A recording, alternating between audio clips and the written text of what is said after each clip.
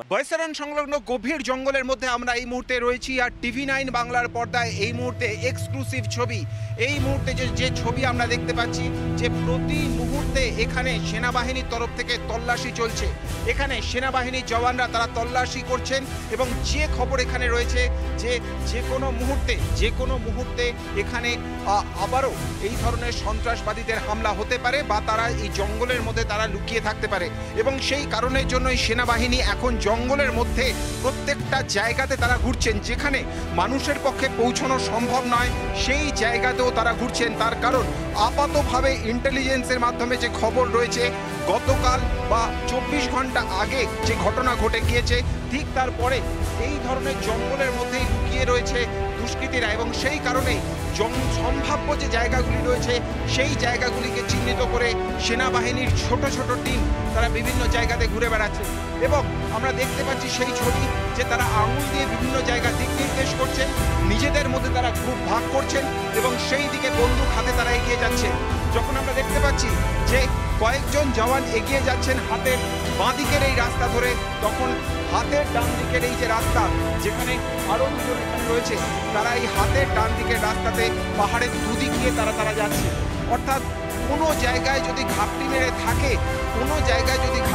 থাকে এই আততায়ীরা, তাহলে সঙ্গে সঙ্গে যাতে তাদের চিহ্নিত করা যায়, সঙ্গে সঙ্গে যাতে তাদের নিকেশ করা যায়, সেই অপারেশনের এক্সক্লুসিভ ছবি টিভি9 বাংলার পর্দায়।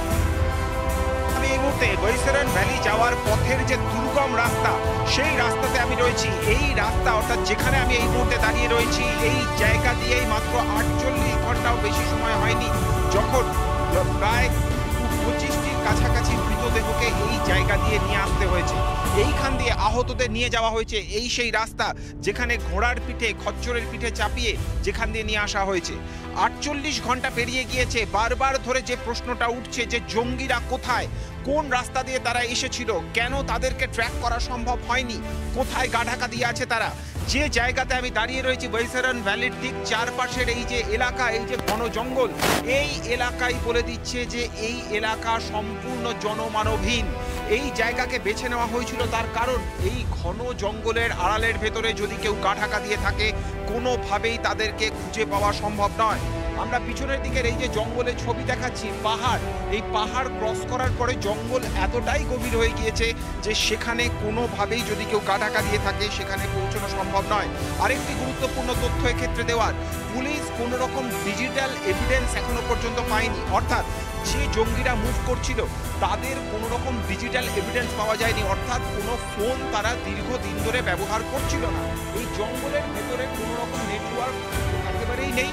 যদি কোনো রকম স্যাটেলাইট ফোন তারা ব্যবহার করে থাকে তাহলে সেই স্যাটেলাইট ফোনেরও কিন্তু কোনো রকম ট্রেস এই জায়গাতে পাওয়া যায়নি। এই জায়গার ভেতরে আমরা যে খবর আমরা পাচ্ছি যে এখানে সেনাবাহিনী ইতিমধ্যেই পৌঁছে গিয়েছে এবং এই জায়গার ভেতরে প্রত্যেকটা জায়গাতে চিহ্নিত তল্লাশি চালানো হচ্ছে। এটি এমন একটি জায়গা যে জায়গাটি কার্যত জনমানবহীন জায়গা। আমার ক্যামেরা পার্সনকে আমি রিকোয়েস্ট করব পিছনের দিকটা, অর্থাৎ আমার ক্যামেরা পার্সন যেখানে রয়েছে তার পিছনের দিকটা দেখাতে, যে জায়গার জঙ্গল আরও কিছুটা গভীর এবং এখানে যে কথা এই মুহূর্তে তদন্তকারী অফিসারদের সূত্র থেকে আমরা জানতে পারছি যে এই মুহূর্তে দাঁড়িয়ে জঙ্গিদের মোডাস অপারেন্ডি সম্পূর্ণভাবে পরিবর্তন হয়ে গিয়েছে। তারা কোনো রকম ফোন, কোনো রকম গ্যাজেট তারা ব্যবহার করছেন না। কোনো একটি জায়গাতে তারা সুনির্দিষ্ট কয়েক ঘন্টার বেশি তারা থাকছেন না। গত কয়েক মাস ধরেই এই ট্রেন্ড দেখা যাচ্ছে, তারা পায়ে হেঁটে চলাচল করছে। এর ফলে যেটা হচ্ছে যে যদি কোনো জায়গায় তাদের মুভমেন্ট সম্পর্কে কোনো খবর আসে, যখন সেনাবাহিনী সেই জায়গায় মুভ করছে সঙ্গে সঙ্গে তারা আরও কিছুটা এগিয়ে যাচ্ছে।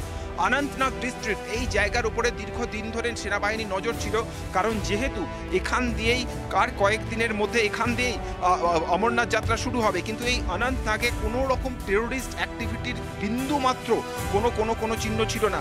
যারা এখানে একটা সময় টেরোরিস্ট অ্যাক্টিভিটির সঙ্গে যারা যুক্ত ছিল তাদের দিকে নজর রাখা হয়েছিল, কিন্তু তারা সম্পূর্ণভাবে ইনঅ্যাক্টিভ ছিল। কিন্তু পাকিস্তান থেকে 3 জন জঙ্গি তারা ঢুকেছেন এবং যে জঙ্গল ঘেরা এলাকায় আমরা দেখাচ্ছি সেই জঙ্গল ঘেরা এলাকার মধ্যে তারা সম্পূর্ণভাবে গা ঢাকা দিয়েছিলেন এবং সেখানে পায়ে হেঁটে তারা মুভ করছিলেন। এবং এখন এই মুহূর্তে আমরা যখন কথা বলছি এই জঙ্গলের কোনো একদিকে রয়েছে পীরপাঞ্জাল, কোনো একদিকে রয়েছে কিস্তুয়ার এবং এই যে বিভিন্ন জায়গাগুলি, এই জায়গাগুলিতেই তাদের এই মুহূর্তে গা ঢাকা দিয়ে থাকার সম্ভাবনা রয়েছে এবং মুহূর্তে দেখাতে, যে জায়গার জঙ্গল আরও কিছুটা গভীর। এবং এখানে যে কথা এই মুহূর্তে তদন্তকারী অফিসারদের সূত্র থেকে আমরা জানতে পারছি যে এই মুহূর্তে দাঁড়িয়ে জঙ্গিদের মোডাস অপারেন্ডি সম্পূর্ণভাবে পরিবর্তন হয়ে গিয়েছে। তারা কোনো রকম ফোন, কোনো রকম গ্যাজেট তারা ব্যবহার করছে না। কোনো একটি জায়গাতে তারা সুনির্দিষ্ট কয়েক ঘন্টার বেশি তারা থাকছেন না। গত কয়েক মাস ধরেই এই ট্রেন দেখা যাচ্ছে তারা পায়ে হেঁটে চলাচল করছে। এর ফলে যেটা হচ্ছে যে যদি কোনো জায়গায় তাদের মুভমেন্ট সম্পর্কে কোনো খবর আসে, যখন সেনাবাহিনী সেই জায়গায় মুভ করছে, সঙ্গে সঙ্গে তারা আরও কিছুটা এগিয়ে যাচ্ছে। অনন্তনাগ ডিস্ট্রিক্ট এই জায়গার উপরে দীর্ঘদিন ধরে সেনাবাহিনীর নজর ছিল, কারণ যেহেতু এখান দিয়েই কয়েকদিনের মধ্যে এখান দিয়েই অমরনাথ যাত্রা শুরু হবে। কিন্তু এই অনন্তনাগে কোনো রকম টেরোরিস্ট অ্যাক্টিভিটির বিন্দু মাত্র কোনো চিহ্ন ছিল না। যারা এখানে একটা সময় টেরোরিস্ট অ্যাক্টিভিটির সঙ্গে যারা যুক্ত ছিল তাদের দিকে নজর রাখা হয়েছিল, কিন্তু তারা সম্পূর্ণভাবে ইনঅ্যাক্টিভ ছিল। কিন্তু পাকিস্তান থেকে 3 জন জঙ্গি তারা ঢুকেছেন এবং যে জঙ্গল ঘেরা এলাকায় আমরা দেখাচ্ছি, সেই জঙ্গল ঘেরা এলাকার মধ্যে তারা সম্পূর্ণভাবে গা ঢাকা দিয়েছিলেন এবং সেখানে পায়ে হেঁটে তারা মুভ করছিলেন।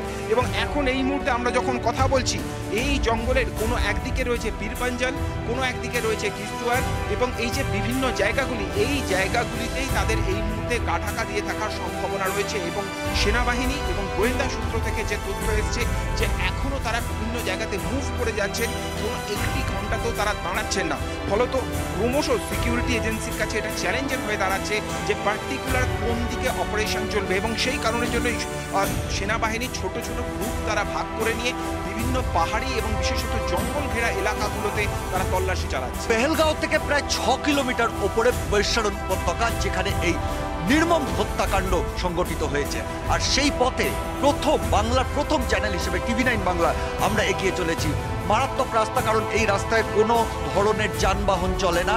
এখানে হয় খচ্চর বা পনিতে চেপে যেতে হয়, নয়তো হেঁটে উঠতে হয়।